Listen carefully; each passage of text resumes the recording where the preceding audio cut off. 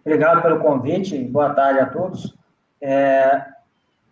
O problema foi identificado, né, inicialmente pela turma de via permanente, né, dado que a MRS acaba realizando, né, monitoramentos constantes em todos os seus ativos, e nesse momento o pessoal de via permanente identificou uma perda de lastro na superestrutura e dentro do túnel. Então, dado que esse evento foi dentro do túnel, eles acionaram nós da equipe de engenharia de infraestrutura. Nesse momento, a gente já solicitou de imediato que fosse realizado um reforço na via permanente para resguardar a segurança operacional, que, afinal de contas, é um dos principais valores da empresa aí ao longo desses primeiros anos de concessão. A partir daí, nós elaboramos um plano de trabalho para prospectar a causa do problema, né, a real causa do problema. Através de algumas campanhas de sondagens, nós conseguimos identificar inicialmente uma rachadura na laje do piso desse túnel, por onde acabava ocorrendo essa perda de lastro. Posteriormente, com outras campanhas de sondagem, nós identificamos um vazio abaixo dessa laje, que foi gerado pela intensa percolação de água, que carregou material fino de preenchimento, né? Então, entre ali o maciço e a laje, feito um preenchimento no momento da construção do túnel, e esse material mais fino aí de preenchimento foi carregado por essa percolação de água intensa. Esse foi o plano que a gente traçou para descobrir o problema, né? Legal. Tiago, agora a escolha dessa solução foi por que motivo, né? Quer dizer, para a estabilização desse trecho do túnel, né? Como você citou, e como é que procedeu essa aplicação? Então, para a gente chegar na solução, né, escolher essa solução, a gente tem sempre, assim, a MRS, principalmente nos últimos, talvez aí 5 a 8 anos, vem sempre buscando de forma muito intensa, né, novas soluções inovadoras, tecnologia que tem no mercado. Então, e esse problema, particularmente, necessitava disso de fato, porque as soluções convencionais que a gente tinha, normalmente não iam conseguir sanar o problema. Então, a gente escolheu essa resina de silicato de forma que, assim, ela abrangesse dois fatores principais, que era o fluxo intenso de água sob a laje do túnel, sendo necessário um produto que a presença de água não interferisse na sua reação. E outro fator é a passagem das composições logo após a aplicação do produto. A gente precisava de um produto que obtivesse alta resistência à compressão pouco tempo depois da sua aplicação, porque assim que fosse encerrado o intervalo, né, na operação de trens, da aplicação desse produto, em seguida já teria as composições dos trens, inclusive carregados, passando ali naquele trecho. Então, necessitava dessa alta resistência aí, com muitas horas de aplicação. Então, aí a rotina, né, que muda dentro dos trens, eu acho que o Torso pode falar melhor, ele que negociou bem essa questão de intervalo aí, mas acho que ele vai, sabe, participou da obra, acho que ele pode ter mais propriedade para falar desse assunto. Augusto, eu que agradeço aí o convite, tá? E também ter esse projeto aí vislumbrado aí dentro das inovações de 2021 é muito legal, tá? Explicando um pouquinho, né, assim, o Thiago falou bem que a gente tinha uma premissa de não parar por completo a operação ferroviária, né, naquele trecho. É um trecho com tráfego muito intenso, né? A nossa ligação ali com os portos de Rio de Janeiro. Então, a ideia era desenvolver realmente um projeto que não atrapalhasse a nossa operação ferroviária. Então, a gente desenvolveu um projeto executivo, né, para a recuperação e estabilização da laje do piso, qual foi elaborado um planejamento que fosse possível conciliar a execução da obra com a operação dos trens naquele trecho. Foram necessários também as interrupções da operação na linha onde se localizava o problema, só que de forma temporária, né? A gente tinha ali uma interrupção de 4 horas, mais ou menos 4 horas dia. Então, era o tempo que a gente tinha para poder levar o equipamento para dentro do túnel, fazer a a execução das atividades, retirar os equipamentos e liberar para passagem novamente do trem. Então, não era possível, nesse momento, retirar a grade e, né, totalmente retirar a grade, nem mesmo o lastro. O túnel, ele é um túnel lastreado, ele tem um lastro de mais ou menos 70 centímetros de altura, então a gente teve que trabalhar nessas condições, né? Então, foi feito todo um planejamento para que a gente pudesse retirar parte do lastro, aquela quantidade que a gente conseguiria repor naquele mesmo dia, naquela mesma 4 horas que a gente tinha, fazer as perfurações, a colocação da haste para injeção, os bicos injetores, e executar depois a atividade, né? Mas isso a gente tinha que recompor o lastro antes da entrega do intervalo. Então, foi uma operação minuciosa, a gente planejou bem, né, junto com a Progel. O Nares pode até explicar um pouco depois, mas foi um planejamento em conjunto, aí, MRS e Progel, que deu certo e a gente conseguiu fazer as injeções e fazer o serviço dentro dessas premissas que foram estipuladas, né? Nares, lá tem uma curiosidade, essa resina especial já foi aplicada aqui no Brasil? Como é que lidam com essa resina aqui no Brasil? A grande verdade é que essa resina já era utilizada em mineração para fazer chubadores em teto de túnel, porque justamente ela é um produto de maior eficiência e ela não é líquida. Então, antigamente, essas resinas eram colocadas em tubo que você perfurava, instalava o tubo no furo e o outro reagente ia por trás, onde você fazia o componente A e B. Então, ela se iniciou realmente há muito, muito tempo atrás na mineração e depois de perceberem que ela tinha essa eficiência e essa resistência e essa capacidade de consolidar, passou a ser utilizada agora com a parte de consolidação de maciços, sejam eles túneis, base de fundação, tratamento de estruturas de concreto, justamente porque, diferente da calda de cimento, que também é um sistema que resolve, o problema é que a calda demora quase um mês para reagir, ela não. Ela praticamente em 72 horas já chega numa resistência esperada para atendimento do que a MRS propôs, dar segurança e resultado final imediato em função das curtas passagens que os intervalos davam para a gente. Foi uma obra desafiante, porque a gente acha que tudo é fácil, mas na verdade não é tão fácil, porque o produto reagente reage tão rápido que qualquer cuidado você pode entupir os bicos e te dar retrabalho. Então, a gente tem que ter justamente o cuidado de ter todo um planejamento, um preparo, praticamente num plano de execução de injeção, de furos, de furação e injeção, para conseguir fazer a atividade sem problema. Legal, eu queria que tanto o Thiago quanto o Marcelo comentassem assim, os desafios dele nesse trabalho, né? Cada um na sua respectiva área, mas para a gente falar para o espectador aí a relevância desse projeto e, claro, né, a questão das dificuldades, o que vocês perceberam, né, como ensinamento dessa solução. Correto aí, Augusto. Só falando um pouquinho, aí o Nares falou um pouquinho do desafio, que até mesmo foi trabalhar com o produto, né? Um produto que a gente não conhece tão bem, a gente teve que aprender, teve que treinar ali antes de iniciar a execução.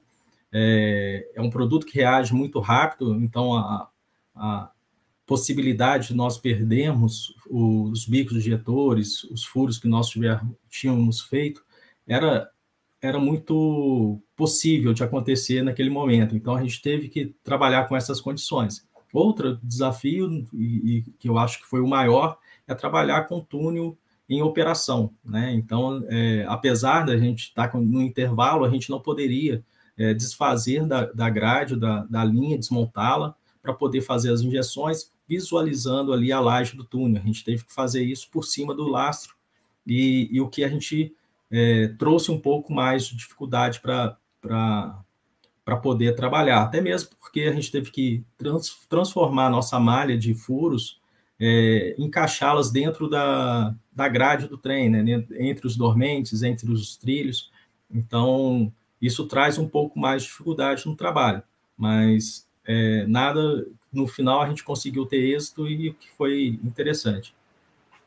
Só complementando, né, no desafio esses desafios da parte de obra, né?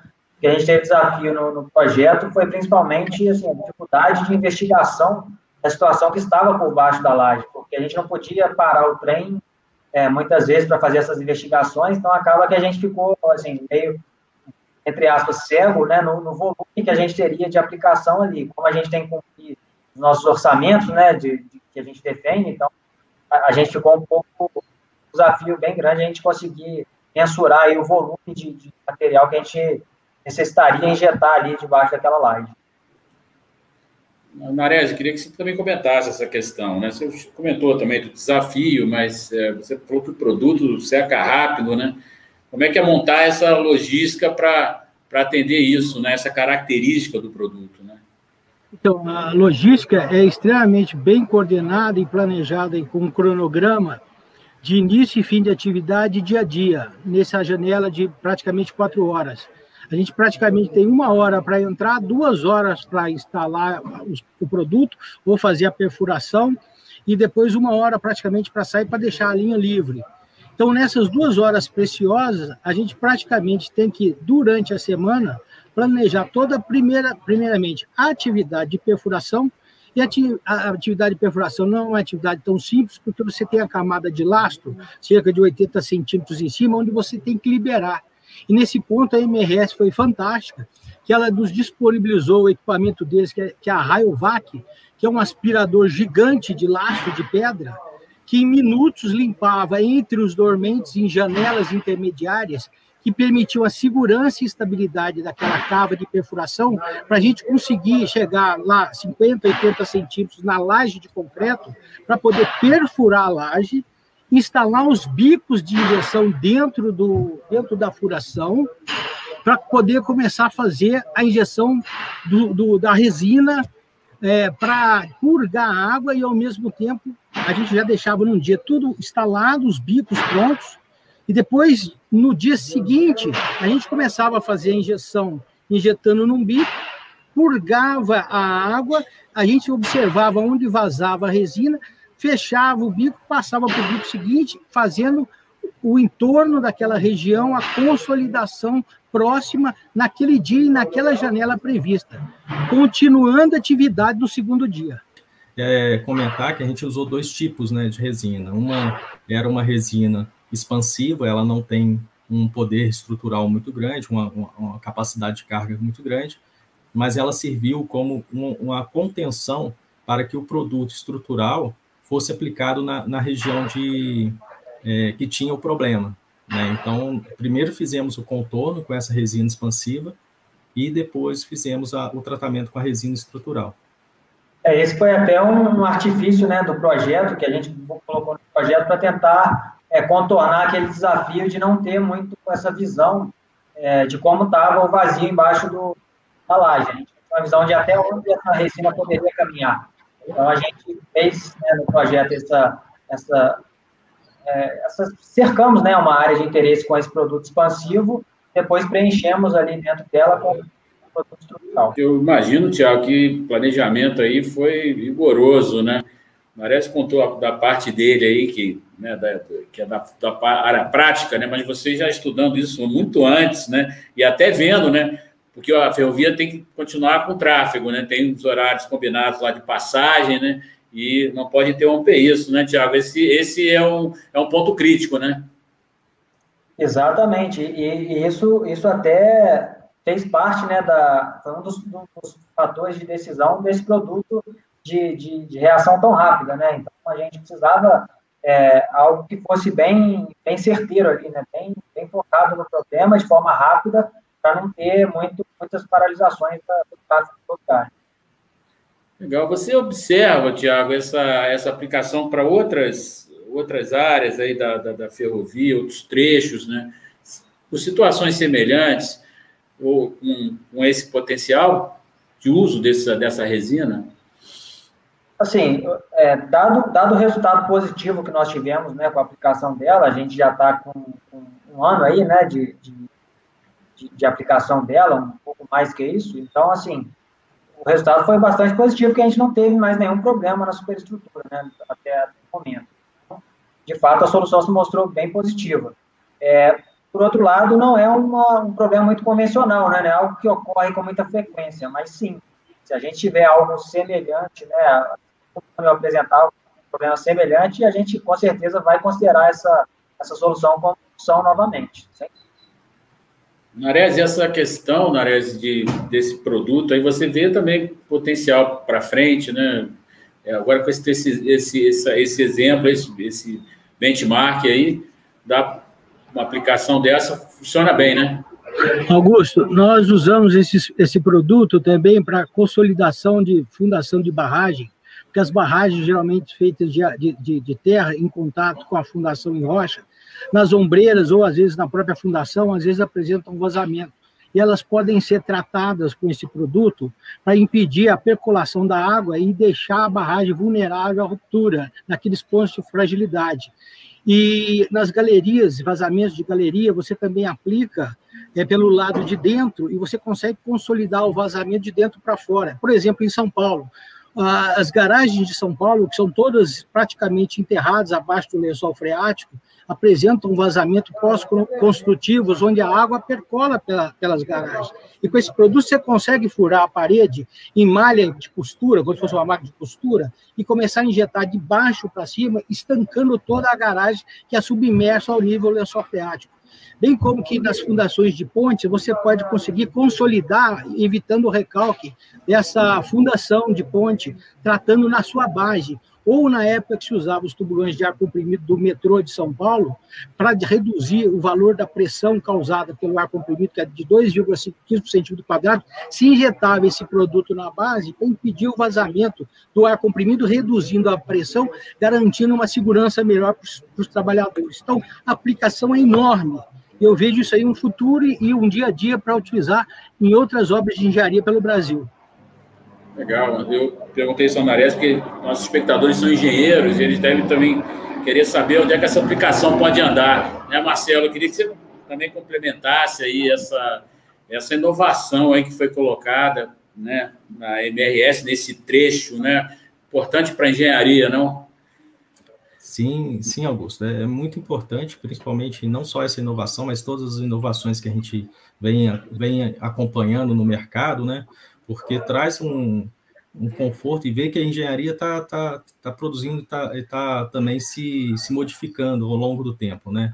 E isso é muito importante para o mercado, muito importante para as obras que a gente tem para fazer, principalmente quando a gente precisa aí de obras que sejam feitas em determinado tempo e soluções que possam trazer conforto e segurança nas aplicações. É muito importante, eu acho que só tem todo mundo a ganhar com isso, né? Todo o mercado aí civil.